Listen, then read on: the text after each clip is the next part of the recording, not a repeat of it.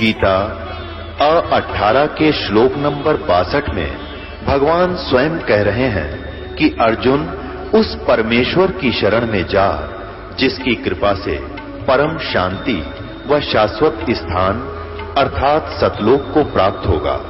वो परमेश्वर कौन है, कहां है, कैसा है, जानने के लिए कृपया अवश्य सुनिए जगत गुरु तत्वदर्शी संत रामपाल जी महाराज के अमृत वचन।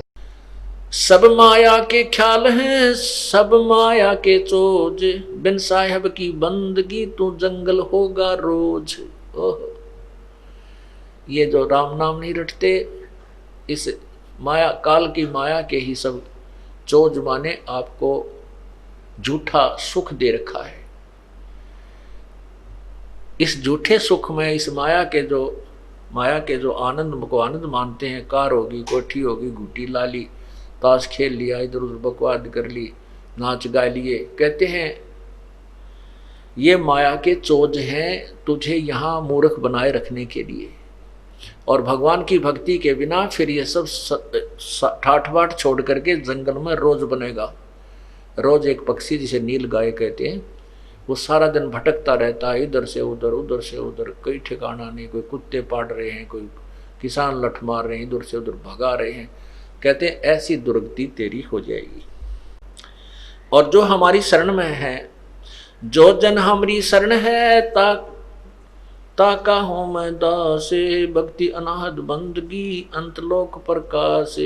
जुन्नी संकट मेटे हूँ, देहू निश्चल बासे, और अंतर में राखूंगा जम की नहीं तरास। अब जैसे आपने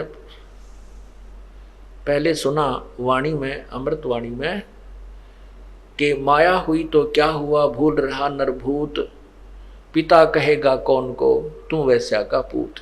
अब कहते हैं जो हमारी भक्ति करता है उसके लिए क्या बताते हैं कि जुन्नी संकट मेटे हूं, देहू निश्चल वास। निश्चल वो शाश्वत स्थान सतलोक में आपको निवास दूंगा, आपका वहां ठिकाना बना दूंगा, और उरंतर में रखूंगा। अपने जैसे बंदरिया अपनी छोटी सी बच्ची को सीने से लगाए फिरता है, नीचे चिपका लेता है, वर्षा से भी, गर्मी सबसे बचाने की चेष्टा करती है। जैसे भी उसके पास समाधान है, वो अपने बच्चे को सीने से लगाए फिरते हैं। कहते हैं ऐसे मैं आपको अपने हृदय के अंदर इस प्रकार बचा के रखूंगा, और काल की त्रास पीड़ा तेरे तक नहीं आने दूंगा।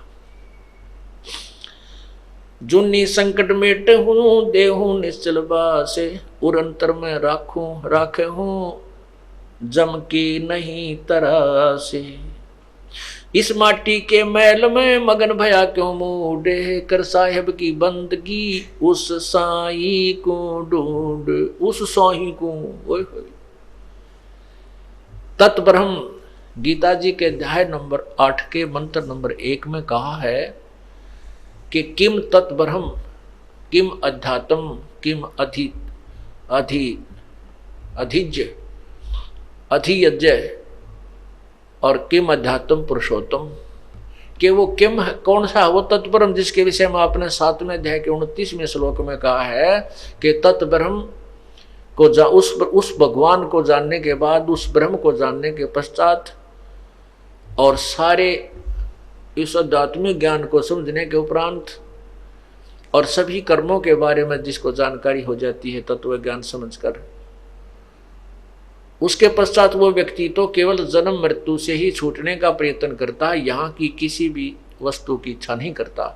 उसके विषय में 8वें अध्याय के प्रथम मंत्र में अर्जुन ने पूछा कि फिर कौन है वो तत्ब्रह्म, वो परमात्मा, वो भगवान कौन है, वह भगवान कौन है, जिसके विषय में आपने 7वें अध्याय के 29वें श्लोक में कहा। 8वें अध्याय के 3रे श्लोक में गीता ज्ञानदाता भगवान कहता है कि वो परम अक्षर ब्रह्म है, वो परम अक्षर ब्रह्म है। तो यहां भी क्या बता रहे हैं, इस माटी के मैल में मगन भया क्यों मूडे, कर साहेब की बंदगी उस साई को ढूंढे। उस साई को ढूंढ,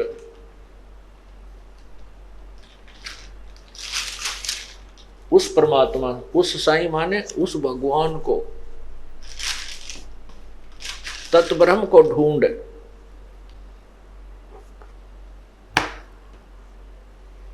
अब उस परमात्मा को कैसे ढूंढना, जैसे गीता जी अध्याय नंबर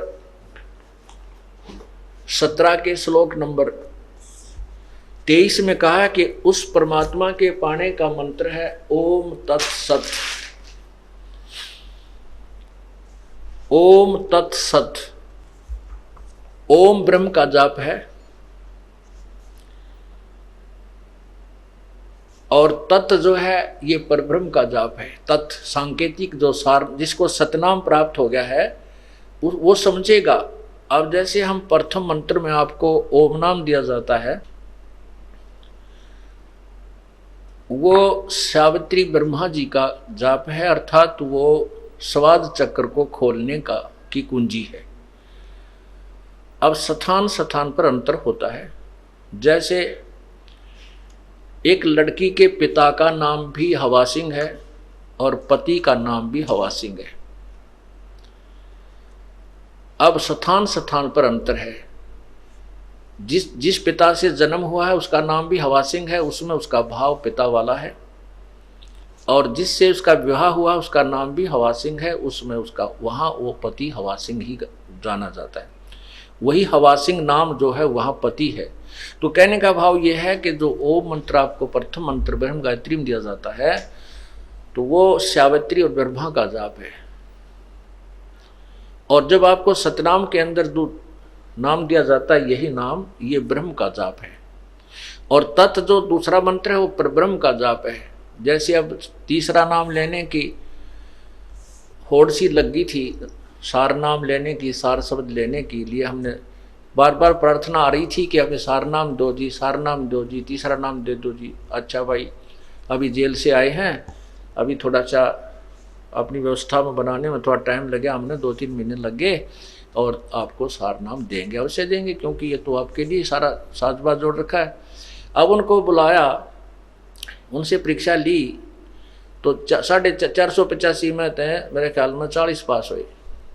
ओ तेरा गजब भैया। अब एक तो न्यू तक लाना देगा, बोला जी आपने ढंग से ना बताया नाम देते समय। अरे तेरा गजब हुए, तीसरा नाम तो PhD का है।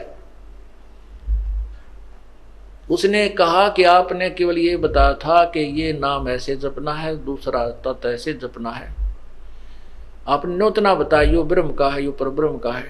वह बोला ये सत्संग करते समय मैं बता कौन से रागनी गाया करता, यही तो बताता हूं, तुम्हारे को ये देखना था तुम्हारी बुद्धि कहाँ काम करती है। और तेरा गजब हो यो। और फिर मन ने उलाना देने का, आपने ढंग से ना बताया, यह भी उलाना उठूंगा भाई।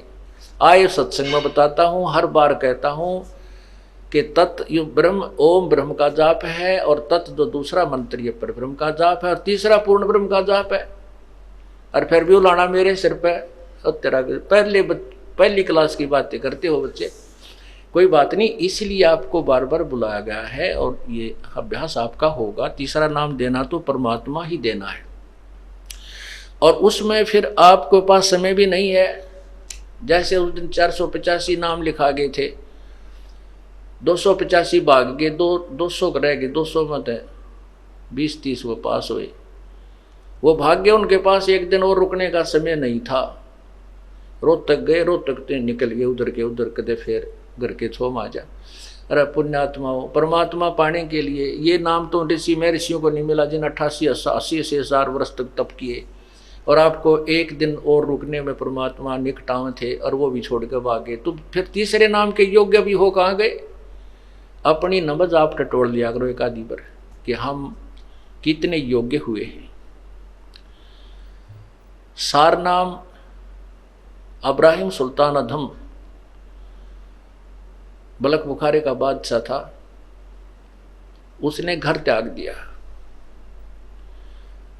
परमात्मा ने कहा था बेटा जा बेशक तो अपना राज्य भी कर, भक्ति कर। तो उसने कहा नहीं पिता, नहीं परमात्मा, अब तो बच्चे संभाल लेंगे, वो सियाने हो गए, अब उस नरक में नहीं जाया जा सकता,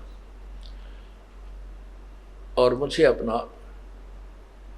अपनी लकड़ी तोड़कर बेच करके मैं अपना व्यवस्था कर लूँगा। करना तो पड़ेगा काम, लेकिन यहाँ कर लूँगा, अपनी मजदूरी करके अपना पेट निर्वाह करके अपनी भक्ति करता रहूँगा। तो उसने ऐसा ही कि एक झोपड़ी डाल ली, जंगल में लकड़ी तोड़ लावे बेच आओ बस बाजार में, और बैठ कर अपना 5-4 दिन उन खा ले, फिर एक दिन एक इठड़ी एक बंडल फिर तोड़ के डाल जावे। इस तरह अपनी भक्ति कर रहा था। प्रथम मंत्र दिया, फिर सतनाम दिया प्रभु ने, फिर सार नाम के लिए, क्योंकि सत्संग में सुनता रहता था, फिर कहा भाई सार दिया जाएगा, सार नाम के बिना मोक्ष नहीं हो सकता।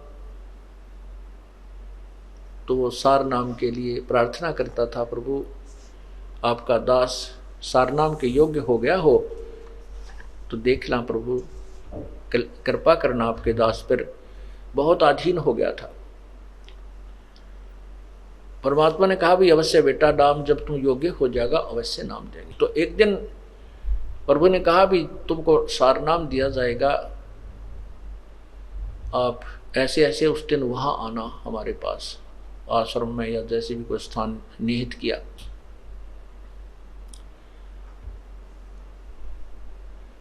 अब उधर से परमात्मा ने अपनी एक शिष्या से कहा बेटी, क्योंकि जहाँ परमात्मा रहते थे, क्योंकि सतगुरु ना जाने कितनी बार आए हुए हैं, वो केवल कबीर नाम से प्रकट हुए हैं, कति आम सामी तो अब मैं भगवान हूँ और वो सारा अन्य उनमें भी आए हैं और कुछ दिन अतिथि रूप में रहे हैं। उनके विषय में कोई ये नहीं बता पाया कि ये कौन थे, कहाँ के रहने वाले थे। प्रश्न करा करते थे भी आप कौन हो, कहते संतों के बारे में ज़्यादा नहीं खोजबीन नहीं करनी चाहिए। इस तरह वो गुप्त रूप में काफ़ी समय तक 10-20 वर्ष 50 वर्ष कहीं रह जाते थे, फिर चले जाते थे, अपने अन्य रूप बना कर भी आते रहे। तो वो वहाँ एक आश्रम सा बनाकर प्रभु रहा करते थे, एक झोपड़ी सी डाल के। तो वहाँ बुलाया उनको के, और उसमें प्रवेश करने से पहले 5-4 मकान आते थे, और वो एक ही गली थी उसमें एंट्री करने की, और उसमें 5-4 जो मकान थे उनमें से एक मकान अपने भगत का था। तो उस लड़की से कहा बेटी अब के ये भगत आएगा सार नाम लेने के लिए, उस दिन बता दिया उस दिन आना, क्योंकि वो गुरु वचन पर चलता था, भगत गुरु वचन पर चलते थे, उसी दिन आना था। परमात्मा ने कहा बेटी अब ये ऊपर से आए ना, यहाँ तेरे मकान के नीचे से गुजरे तो इसके ऊपर एक बाल्टी गारा के कीचड़ की, पेशाब पशु भैंसा का, पशुओं का, गायों का, बकरियां का गोबर गार मिलाकर इसके ऊपर ओझ दिए, ऊपर तक उलेट देना। और इसकी फिर क्या प्रक्रिया हो, इस गारा के मिट्टी के कीचड़ के डलने के उपरांत इसकी क्या प्रक्रिया हो वो मुझे बताना, यो तुझे कैसा व्यवहार करे। तो उस लड़की ने ऐसा ही किया। इब्राहिम सुल्तान जी आ रहे थे, ये बल्ख बुखारा के बादशाह थे, जिन्होंने राज रूज त्याग करके अपना एक साधारण से व्यक्ति का जीवन जी रहे थे, भक्त का। अब जैसे आपको बताया था कि विकार मरे मत जानियो जो भूबल में आगे, बहुत अधीन था, नम्रता भी बहुत थी, आता था सत्संग में जब भी जी साहब जी सर। अब ये तो परीक्षा होगी जब पता चलेगा हम कितने नम्र हैं, कितना क्रोध और काम और लोभ त्याग गया है, जब सामने चीज होगी जब पता चलेगा। तो वो आ रहा था, उस लड़की ने वो एक काम किया, ऊपर तक वो पूरी बाल्टी ठोक दी उसके ऊपर, और तब उसने नुकती ला करके देखा ऐसे, तो बहुत गुस्से में कहने लगा कि यदि आज मैं राजा होता तुझे वो सजा देता दुनिया देखती। तेरी आंखें फूट गई हैं क्या, आते जाते नहीं दिखाई देते तुझे। अब वो लड़की थोड़ी सी देर के बाद नहा धो कर अपने वहां भी पहुंच गया आश्रम में। तब पूछा बेटी वो किया आपने फार्मूला प्रयोग? बिल्हा जी किया। तो क्या प्रतिक्रिया हुई भक्त की? उसको नहीं पता था कि ये कभी राजा भी था, लड़की को नहीं मालूम था कि ये राजा था, क्योंकि वो नहीं बताता था। तब उसने पूछा, लड़की ने अपने परमात्मा से, गुरुदेव से, कि हे भगवान क्या ये राजा था? तो उसने, गुरुदेव ने यानी परमात्मा ने, कबीर जी ने कहा, क्यों बेटी क्या बात है कि जब मैंने इसके ऊपर बाल्टी डाली ना, पानी का कीचड़ डाला, तो मेरे से कुछ क्रोध में कहने लगा यदि आज मैं राजा होता अगर आज मैं राजगद्दी पर होता, राजा राज्य ना छोड़ा होता, तो तुझे वो सजा देता और यहाँ संसार देखता। बेटा बेटी बस यही देखना चाहूँ था मैं, इसकी नब्ज देखना चाहता था, ये तीसरे नाम के योग्य हुआ है कि नहीं। ठीक है बेटी, राजा था ये, और बहुत बड़ा राजा था, इसने बहुत ही कुर्बानी की है। तब वो सत्संग के उपरांत जब भी गुरुजी विराजमान हुए आसन पर और कहा भी आ जाओ जिसने सार नाम लेना है, वो उठकर गया, प्रार्थना की कि आपका दास सार नाम के योग्य हो गया हो तो दया करियो प्रभु। तो परमात्मा ने कहा नहीं बेटा, अभी तू राजा है, भक्त नहीं बना है। वो कहता नहीं गुरुदेव, नहीं, मैं तो बिल्कुल आपकी कृपा से, आपके कहने से ही उसी दिन से राज को त्याग दिया है मैंने। परमात्मा बोले नहीं, मैं जो कह रहा हूं वो सही है, तू राजा है। और फिर कहता नहीं जी, आप नहीं जी, बिल्कुल नहीं। तो कहते हैं गुरु के सम्मुख वचन नहीं कहे, सोच से रहनी गहनी सुख लय। यह भी उसकी कमजोरी थी, ये कहना कि नहीं जी नहीं जी, जो गुरु जी कहे कहा जी जरूर, कोई उसको गहराई से सोचे कहां बोल रहे हैं संत। तो परमात्मा ने कहा जा बेटा, 1 वर्ष के बाद उस दिन आना, बस ज्यादा नहीं। तो वो चला गया। वो सोच गया भाई बात कोई गड़बड़ जरूर हुई है, गुरुजी ने मुझे ऐसा कैसे कहा। फिर अपने अंदर टटोला झांक गया, अपने अंदर झांका, वो मेरे से ऐसी कौन सी गलती हुई, मैंने ऐसा कौन सा काम कर दिया, ऐसी क्या बात हुई। खूब सोचा साची करता करता, कभी ना कभी तो दिमाग में आती है वो गलती की सामने तो आवेगी घूम फिर के। तो उसके मन में आया हो ना हो उस दिन उस बहन ने कीचड़ डाला था, कहीं मैंने उसको कुछ कह दिया। फिर उसने सोचे गुरुजी को क्या पता, फिर वो काल घुमा दे।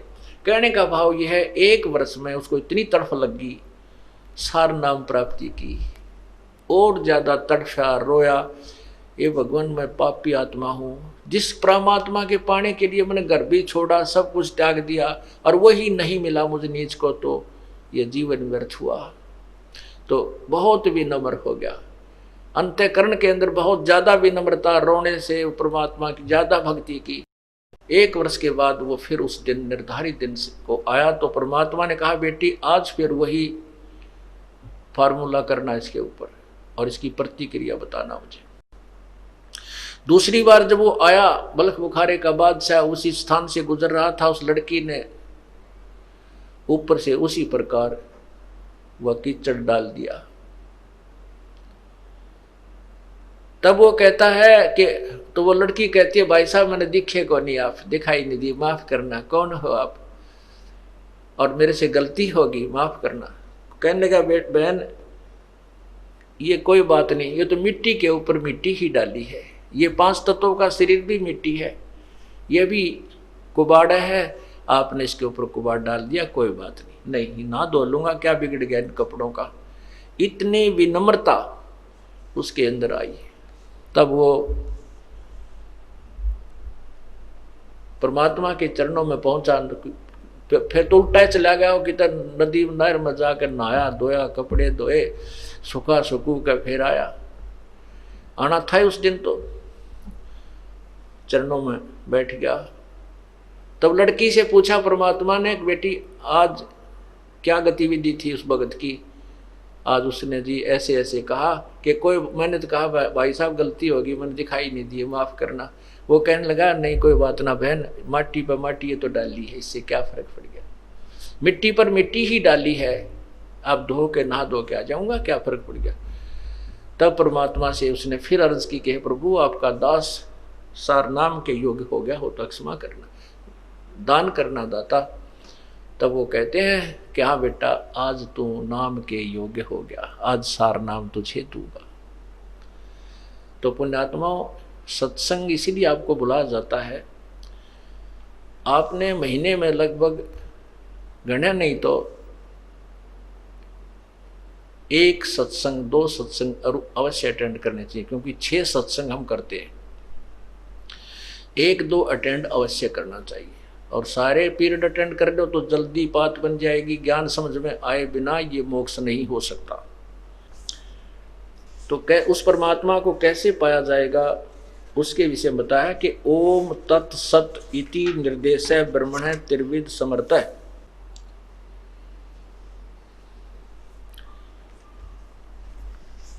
अब यहां क्या बताते हैं,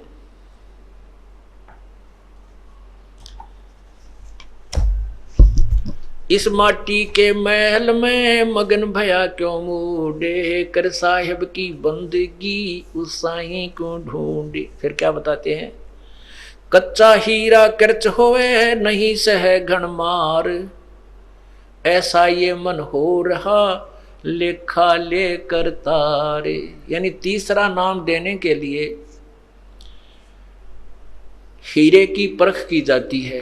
सार नाम जब दिया जाता है तो हीरे की परख की जाती है। हीरे की परख करने के लिए क्या कैसे परीक्षण किया जाता था पूर्व समय में, कि हीरा एक गोल गोल सा कंचे टाइप होता है, चमकदार धातु होती है, पत्थर सा होता है पर चमक जबरदस्त होती है उसकी, और उसको उसमें कच्चा हीरा भी होता है और पक्का हीरा भी होता है। पक्का हीरा की क्या पहचान होती है कि उसको एहरन पर रख के नीचे एक लोहे का मूसल सा गड़ा हुआ होता जमीन में, उसके ऊपर लोहार कारीगर लोहे को नीचे उस पत्थर के मोटे खंभे से पधर कर ऊपर तक घन मारता है, थोड़े मारता है, तो नीचे जो लोहा है उसको एहरन बोल देते हैं। उस आहरण के उसके ऊपर रखकर ऊपर से घन की चोट मारते हैं पूरी जबरदस्त हीरे के ऊपर। यदि उसमें कहीं निशान पड़ जाता है तो वो कच्चा हीरा है, वो 2 कौड़ी का नहीं है। और उसके ऊपर निशान नहीं पड़ता है, पूरे घन की जबरदस्त चोट मारने से 10 मार ले तो वो पक्का हीरा है, वो अनमोल है, वो कीमती हीरा है। तो यहाँ पर जो आपकी परीक्षण की जाती है तीसरे नाम के लिए, अब ये जो था ये क्रोथा कांड जो हुआ है, इन अज्ञानियों ने तो अपने कर्म बिगाड़ दिए और परमात्मा ने हम हीरों को परखना था या गण के ऊपर धर के एरन पर धर के गण की चोट मार के देखी थी। जो कच्चे थे वो रह गए, पक्के थे ये हीरे न्यू के न्यू आगे, ये कोई करच नहीं हुआ, यानी उसमें कोई खरोंच नहीं आई। कच्चा हीरा करच होवे और नहीं सह घन भार घन मार, ऐसा यो मन हो रहा लेखा लेकर तार। परमात्मा जब आपका ये परीक्षण करेगा ऐसा मन होगा तब आपको ये सार नाम दिया जाएगा। अब आप जो भक्तात्मा इस कांड के बाद भी डगमग नहीं हुए, आप हीरे तो हो गए हो, इसमें कोई शक नहीं, आप हीरे हो, पर कच्चे पक्के रहे खे फिर परीक्षा ली जाएगी।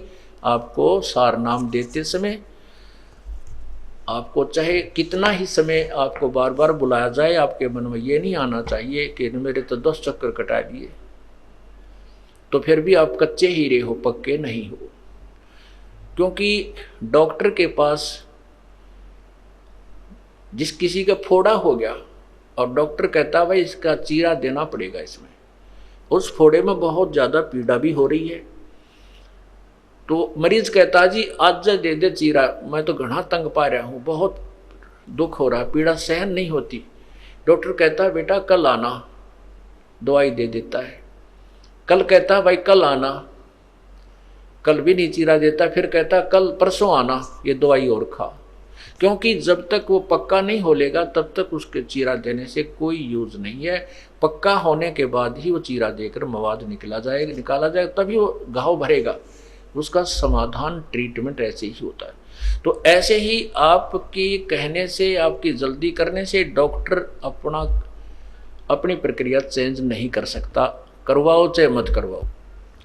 इसी प्रकार आपको कच्चे घाव में, कच्चे फोड़े में चीरा नहीं दिया जाएगा, आपको नाम दिया जाएगा। लेकिन आप जब ये दास उचित समझेगा तभी आपको नाम मिलेगा।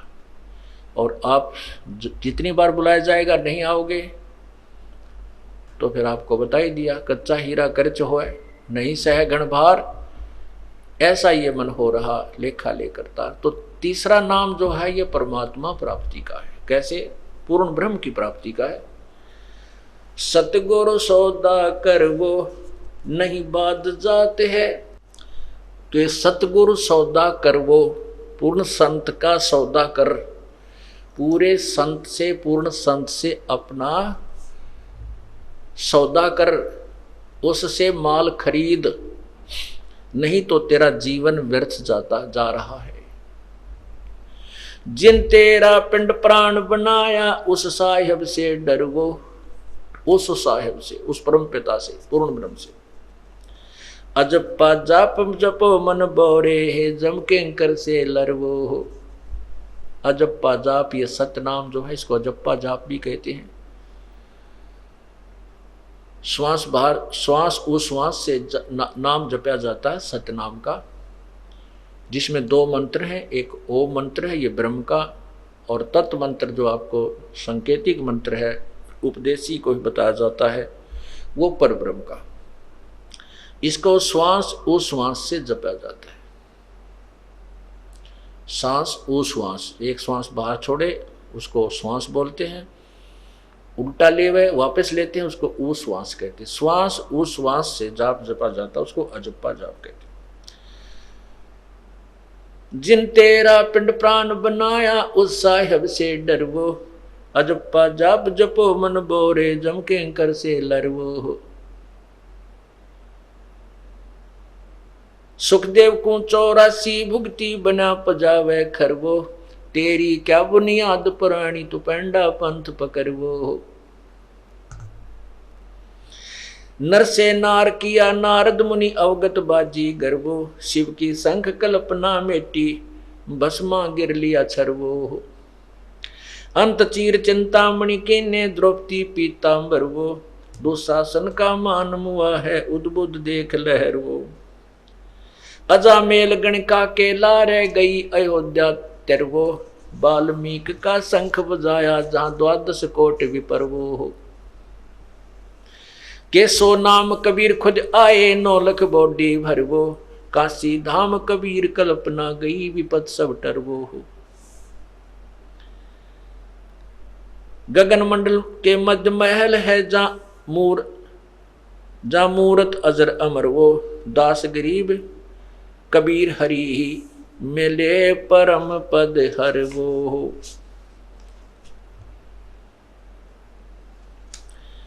अब इसमें क्या बताया है कि सतगुरु सौदा कर वो, नहीं तो भाई बाद जात है, व्यर्थ तेरा जीवन समाप्त हो रहा है।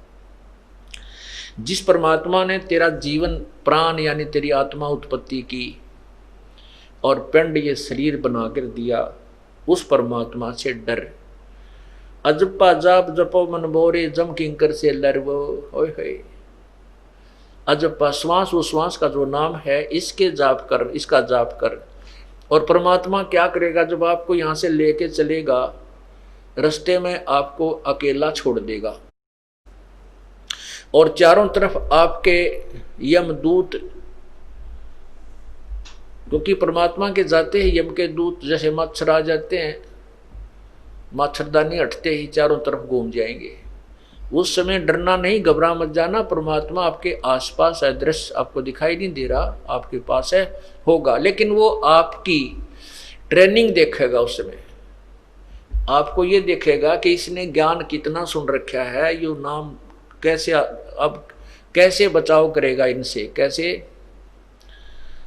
परमात्मा कहते हैं मौला बैठा मोर से देखे जन की भेड़, द्वादश कोट जम किंकर जहां एक नाम की खैड़। ये जो सत्य नाम है, सार नाम है जो आपको दिया गया है, ये सार नाम और सतनाम दोनों मिलकर के ये तीसरा मंत्र बन जाता है ओम तत्सत, और ये अजप्पा जाप कहलाता है। जब आपके ऊपर कोई आपत्ति ऐसी आती है तो आपने सतनाम का श्वास उश्वास से जाप कर देना शुरू कर देना चाहिए।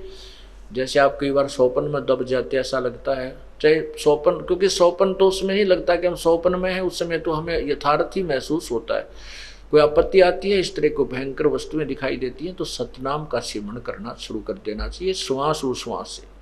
तो क्या बताते हैं कि मोला बैठा मोर्चे, वो परमात्मा आड़ में बैठ के अपने भगत की उस खिलाड़ी का खेल देखता है, ये कौन सा दाव लगाता है दुश्मन के ऊपर। जैसे कोच देखता है अपने खिलाड़ी को, ये पहलवान को, ये कौन सा दाव लगाता है इस दूसरे पहलवान को चित करने के लिए। मोला बैठा मोर्चे देखे जन की भेड़, भेड़ माने भिड़ंत, उसकी कुन की कुश्ती देख रहा है यम किंकरा की और अपने भगत की। तो उसके लिए क्या दाव बताते हैं कि 12 करोड़ यमदूत वहां पर हो और एक सतनाम का सिमरण कर दे, या एक टक्कर में वह सारे कमर के तान गिरेंगे, उनके जो ना पीछा जाके लगेगा। 12 कोट जम के इंकर जहां एक नाम की खैड़, खैड़ माने टक्कर मारना, नू सुंडी में मारे दावे का टक्कर, फिर वो एकदम गिर जाए। तो ये जो आपका जो तीर है, ये श्वास ओ श्वास का एक सिमरण, एक ही सिमरण के करने से कहते हैं 12 करोड़ यम के दूत इधर उधर बिखर जाएंगे, निकट नहीं आएंगे।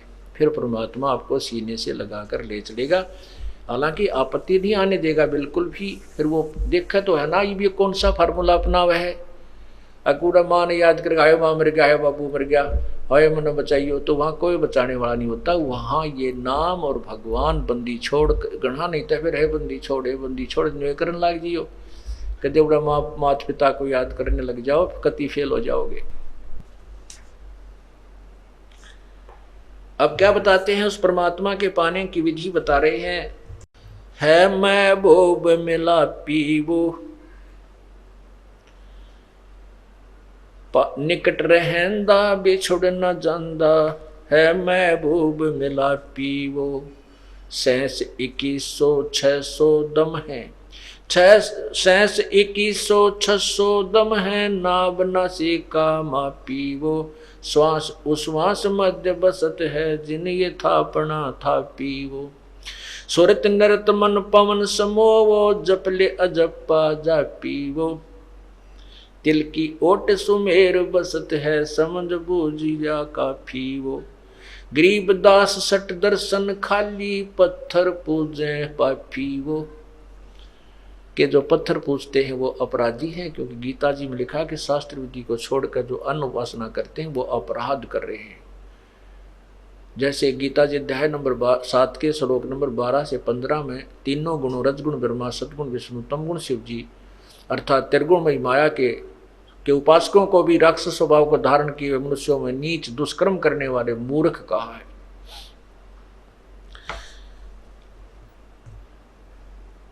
तो क्या बताते हैं, सुरत नर से परख न आवे, है महबूब सरोवाहो।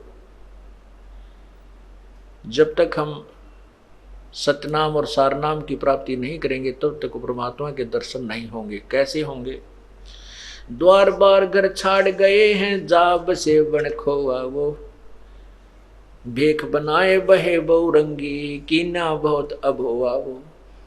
कि जिन्होंने घर भी त्याग दिया, बनखंड में जाके जंगल में जाके गुफा भी बना ली, और किसी विशेष परंपरा में जाके उसने भेष भी ले लिया, अलग से कोई वेशभूषा बोलते हैं, जैसे कोई गिरी है, कोई पुरी है, कोई नागा है, कोई गुड़, इस तरह उसकी अपनी वेशभूषा, कोई वैष्णव है, ऐसी वेशभूषा भी बना ली।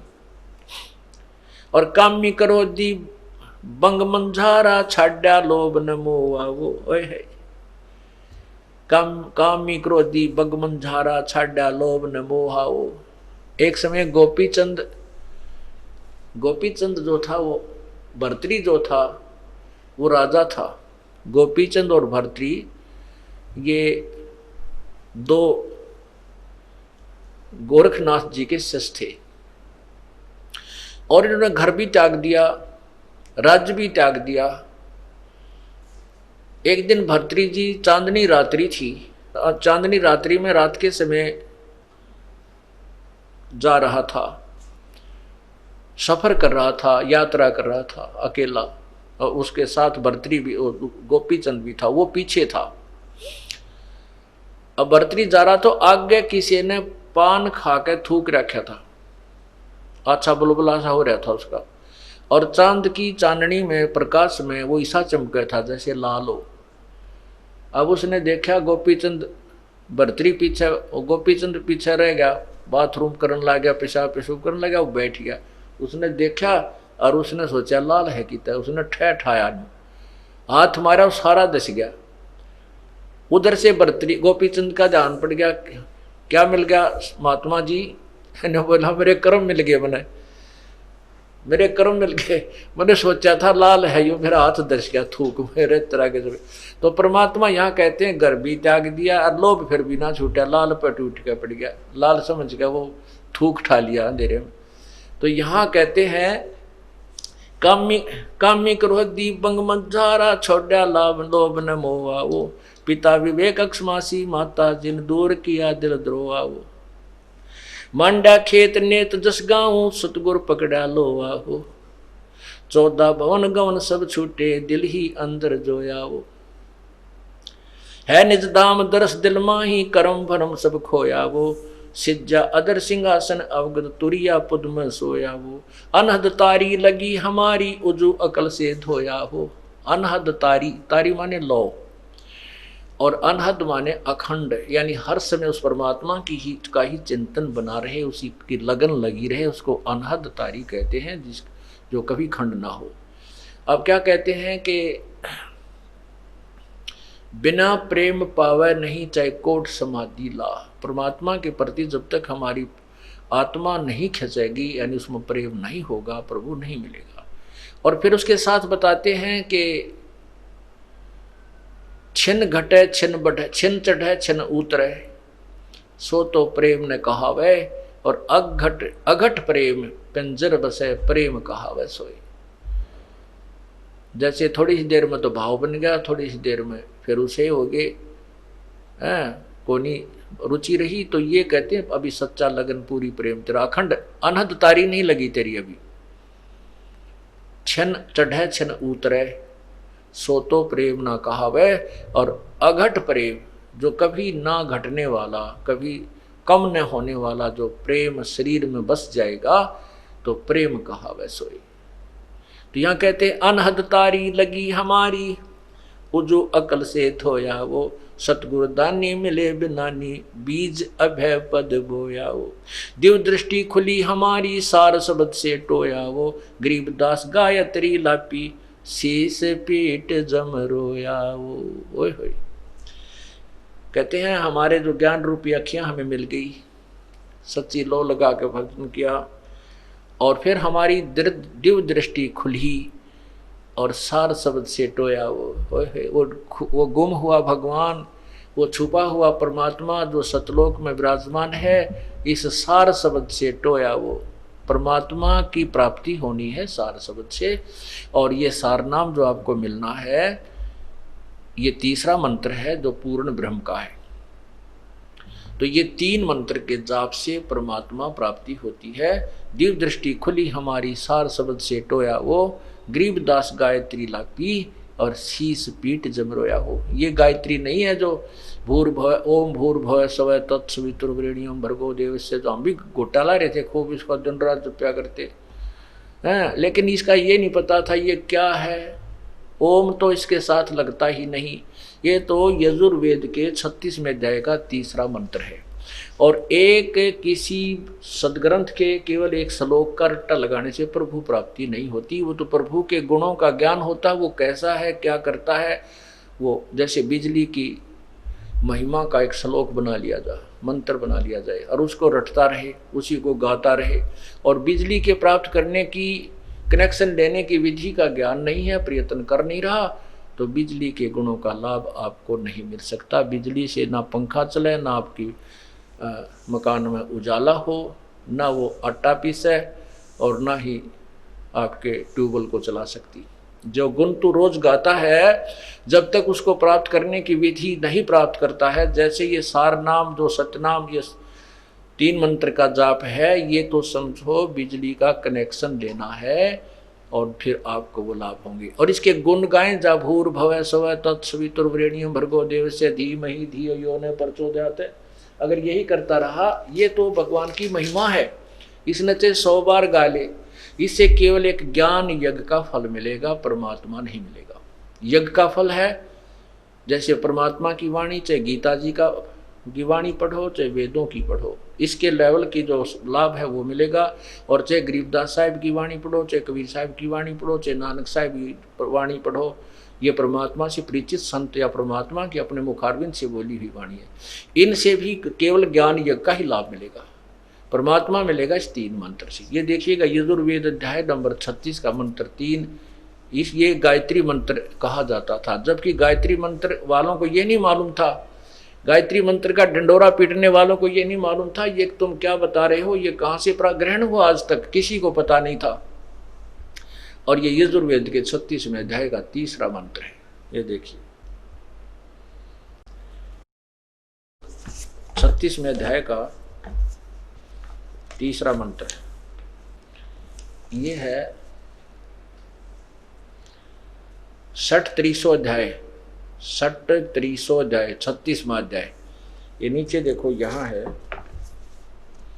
इसका ये 3रा मंत्र है, ये वाला।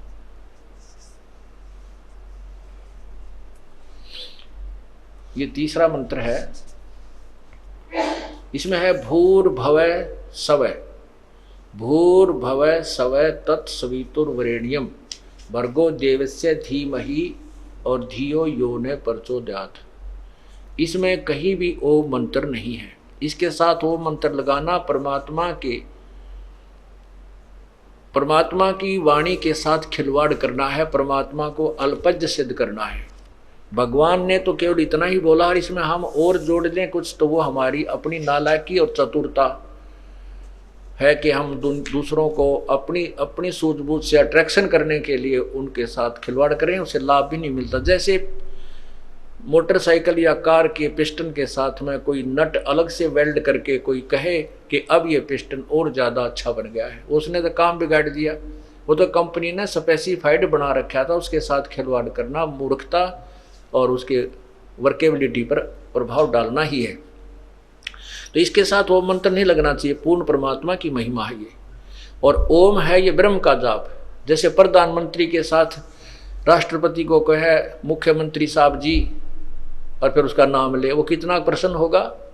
प्रधानमंत्री को मुख्यमंत्री कहकर संबोधित करे तो वो बहुत नाराज होता है, और जो काम करना चाहता भी ना करे, उसको कहते भगा दे यहाँ को, इससे इसको ये नहीं पता मैं मुख्यमंत्री हूँ या प्रधानमंत्री हूँ। मुख्यमंत्री मेरे सामने करबद्ध होकर खड़े हो जाते हैं। तो इसलिए इन नादानों ने, अनजानों ने ओम शब्द इसके साथ लगा करके भगवान की वाणी का अपमान किया हुआ, इससे कोई लाभ नहीं मिला। तो अब कौन सी गायत्री लापनी हमने?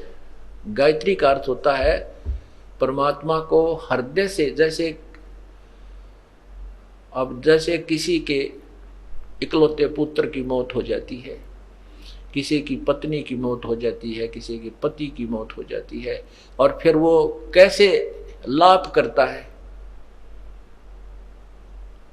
ऐसे गायत्री लाप करना होता। परमात्मा को इस कसक से याद करना होता है, जैसे वो उसके वियोग में और रो भी रहा है, उसको याद भी कर रहा है। कहते हैं गरीबदास गायत्री लापी, हमने उस परमात्मा की ऐसे सच्चे दिल से, सच्ची श्रद्धा से भजन किया उस मंत्र का, फिर शीस पीट जम रोया वो, यू काल अपने सर ने पीट पीट कर रोने लगा कि यूं तो गया मेरे हाथ से, हम पार हो गए। तो इस प्रकार हम परमात्मा प्राप्ति करेंगे।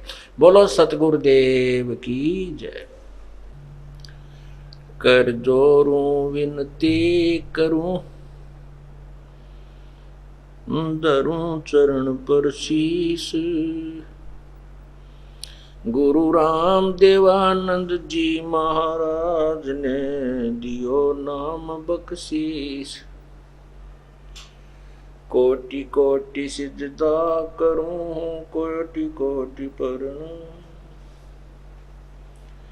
चरण कमल में राखियो मैं बांधी जाम गुलाम।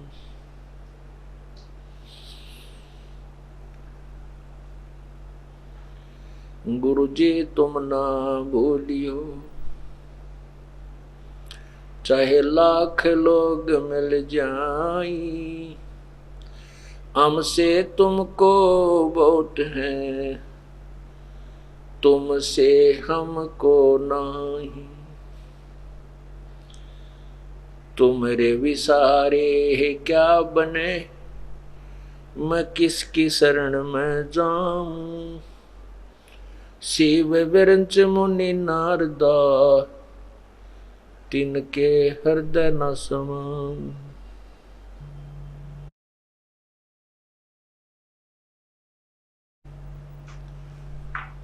अब गुण किए तो बहुत किए, करत न मानी आर।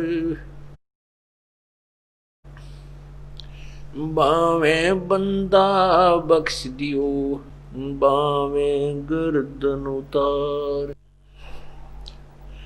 अब गुण मेरे बाप जी, बख्शो गरीब नवाज। जो मैं पोत कपोत हूँ, बोर पिता को लाज।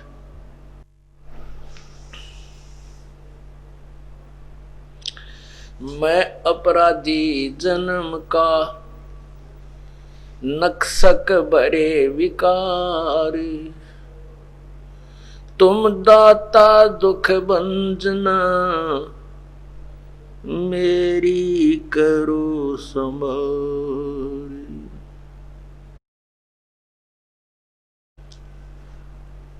बंदे तो कर बंदगी, जे चावे दीदार। अवसर मानुष जन्म का, मिले न बारंबार। मानुष जन्म पाके, जो नहीं रटे हरि नाम। जैसे कुआ जल बिना, बनवाया क्या काम।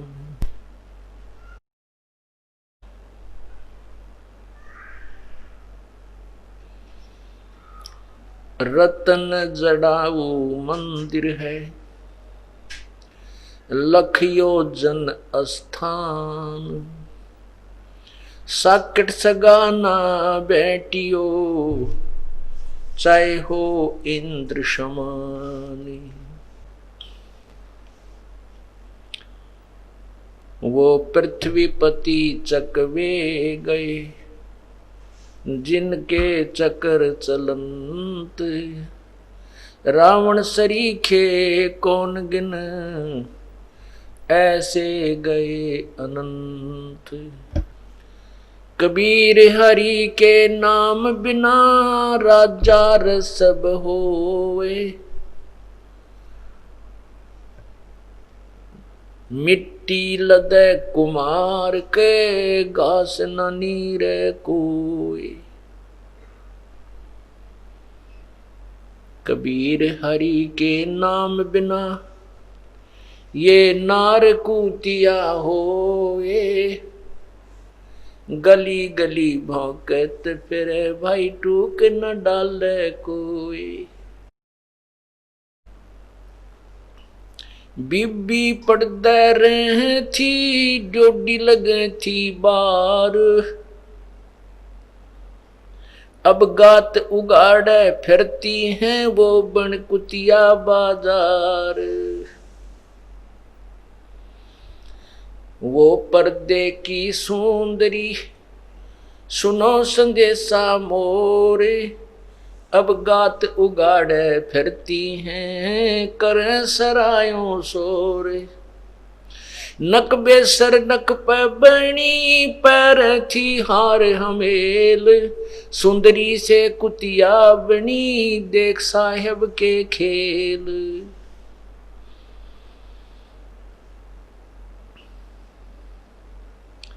परमपिता परमात्मा दीन दयाल बंदी छोड़ कबीर परमेश्वर जी अपनी प्यारी आत्माओं को, जो अपने पैर पर कुल्हाड़ा मार के आप ही पीड़ित हो रही हैं, दुख उठा रही हैं, जो काल के जाल में फंस गई, उनको फिर पुनः जगाने के लिए अपने उस सच्चे स्थान की याद दिलाने के लिए आते हैं और उनको इस अज्ञान अंधेरे में और मोह ममता की नींद के अंदर सोए हुओं को कैसे जगाते हैं, शब्द की चोट मारते हैं।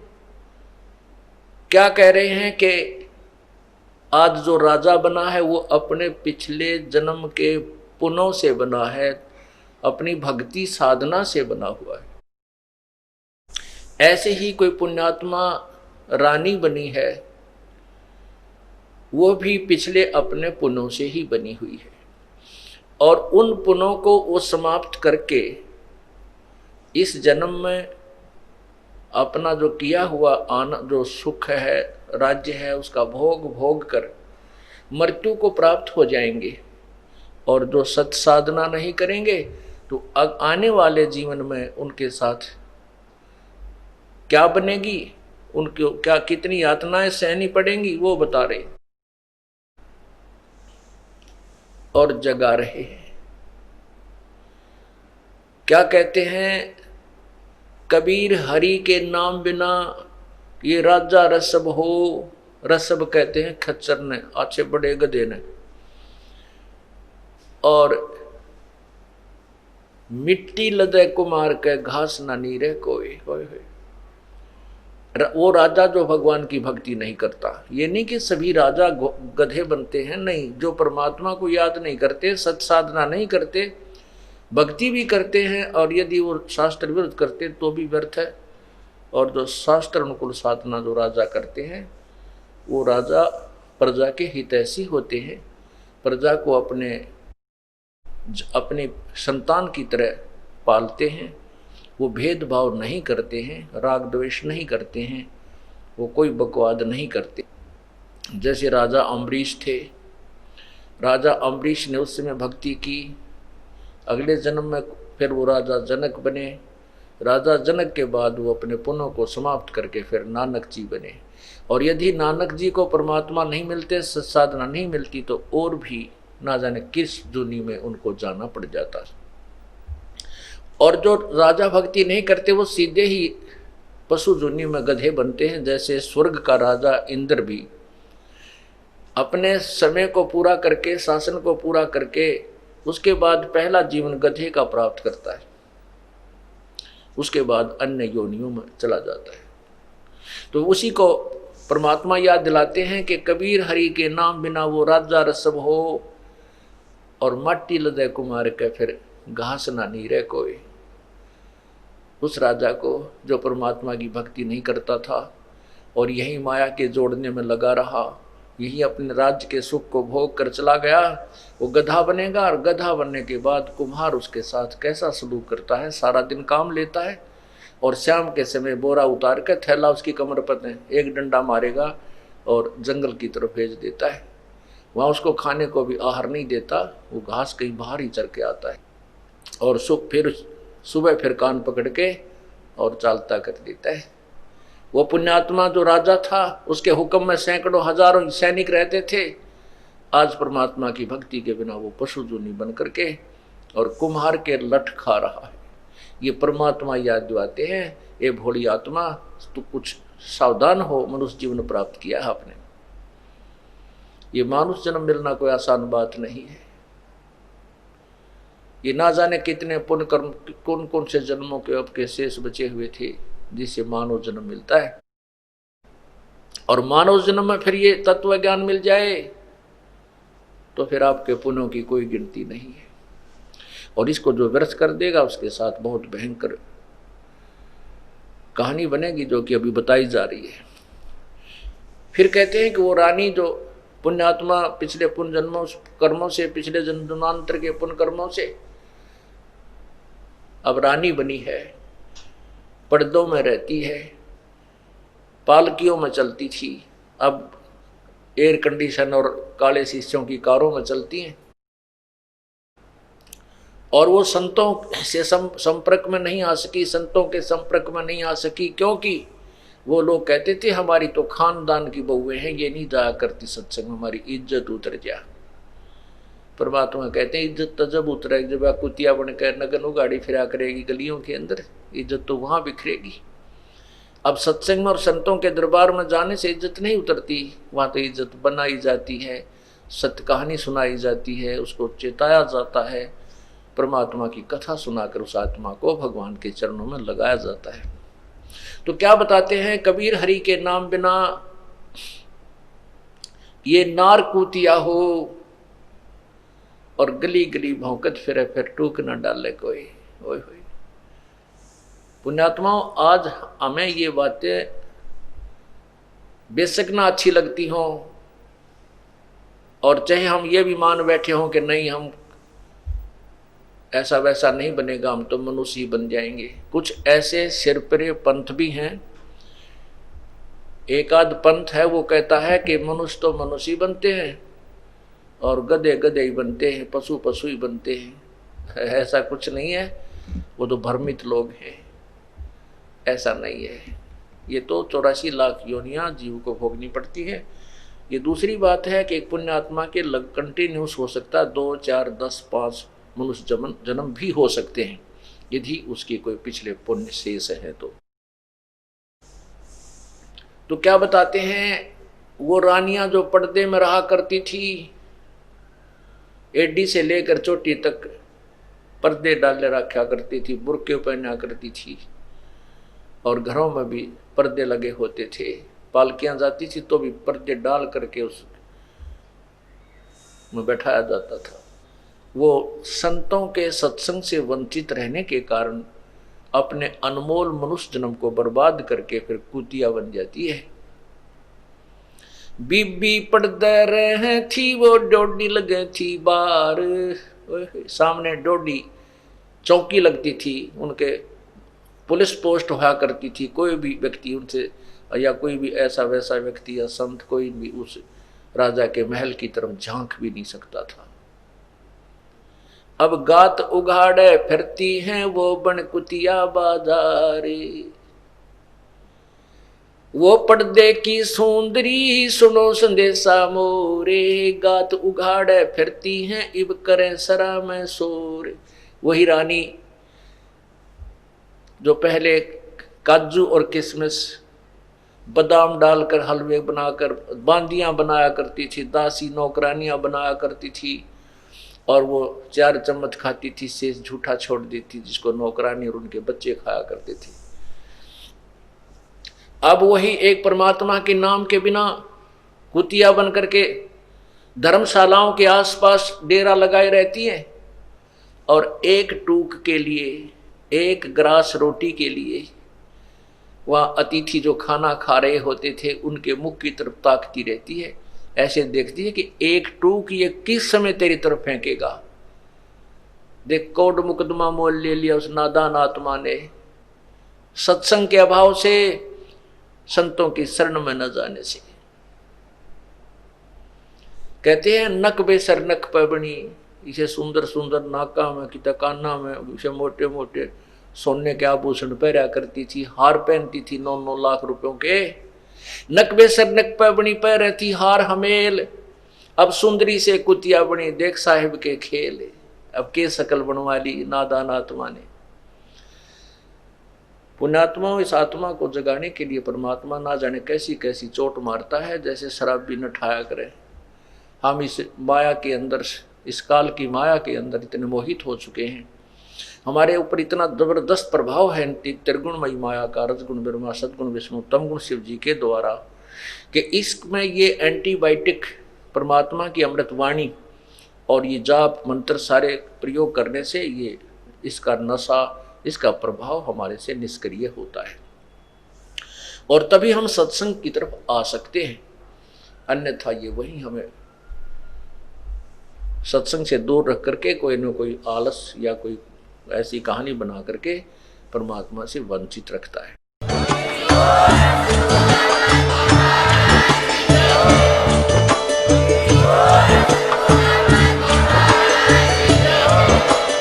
आप सुन रहे थे जगत गुरु तत्वदर्शी संत रामपाल जी महाराज जी के मंगल प्रवचन। अधिक जानकारी के लिए विजिट कीजिए हमारी वेबसाइट www.jagatgururampalji.org। संत रामपाल जी महाराज जी के शुभ आशीर्वाद से पूरे विश्व भर में 500 से भी ज्यादा नाम दीक्षा केंद्र हैं, जिन पर संत रामपाल जी महाराज जी द्वारा ऑनलाइन निशुल्क नाम दीक्षा दी जा रही है। अपने नजदीकी नाम दीक्षा केंद्र का पता करने के लिए संपर्क करें 8222880541।